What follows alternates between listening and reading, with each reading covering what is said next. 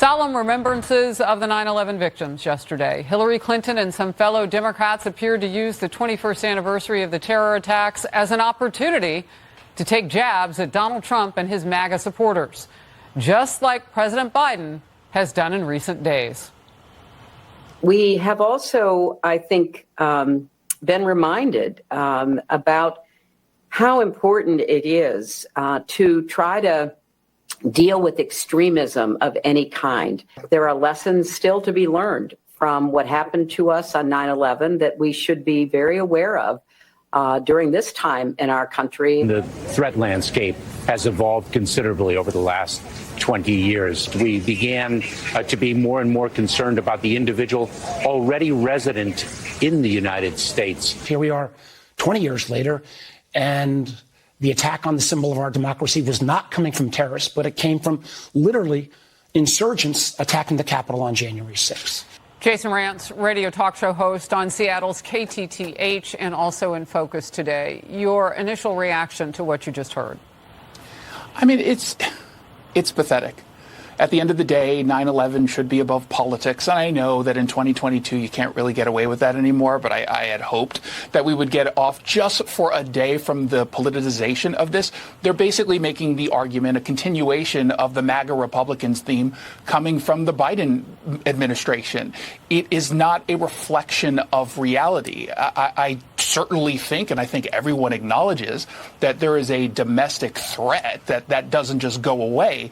But I find it curious that it's coming from a party that effectively ignored BLM rioting, pretended that Antifa didn't exist, and at this very moment is pretending that we have a closed border when very clearly it is not closed, and very clearly that is a national security threat. I mean, if you're a terrorist from overseas, guess what? It's really, really easy to get into this country right now. Just go through the southern border. So this idea that they're just going to focus on MAGA Republicans, it's transparent and it is ludicrous. Can we talk just about the words or the phrase semi-fascist and the nomenclature that has seeped into the president's mouth and now is being disseminated as some sort of way to help fellow Democrats win? The vice president was asked about this.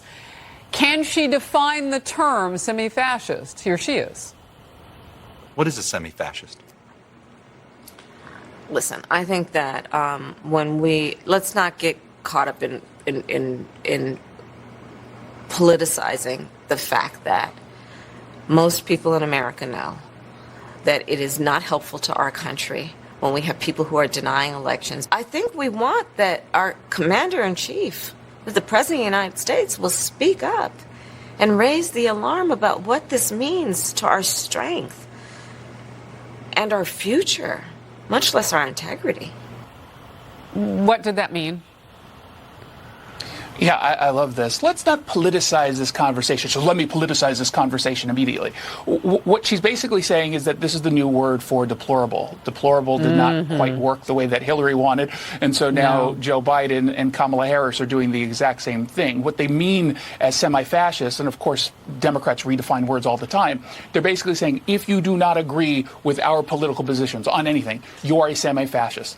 And again, it is ironic that it's coming from the party that will physically assault you if you didn't take the BLM line, that they will try to cancel you if you don't say that there are 15,000 genders or none at all or all at the same time. So stop with this nonsense of trying to call out the other side when you're the ones who are engaging in this kind of behavior. I mean, you know, we hear all the time the language of watch your rhetoric. The rhetoric can increase the likelihood of violence. What happens when you call tens of millions of people semi-fascists and then you try to walk it back, but then you immediately do it over and over and over again?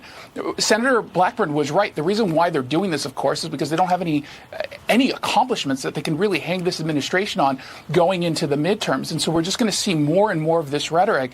And it's frankly, it's dangerous. I think Chuck Todd missed an opportunity there. Maybe he thought about it. They ran out of time. But if they are anti-semi-fascist, which is how they see more than half the country now, because Democrats are looking up and saying, look, we just want lower prices. Where's that $1.99 gas? Are they pro-Antifa? Because they've been rather violent. I mean, these are fair things that you can ask if you can get one of them to sit down again, preferably the United States president. Your quick last thought. Yeah, they, of course, won't ever ask those questions. I mean, remember, we still have members of the Democrat Party that pretend Antifa doesn't exist. Well, there are still people but they're who using pretend the word that there was fascist. no BLM rioting. That's what the Yeah, FA they use on the the word end fascist. of Antifa stands for. Yeah, of course. And of course, what they think is their violence is actually necessary to fight back against fascists.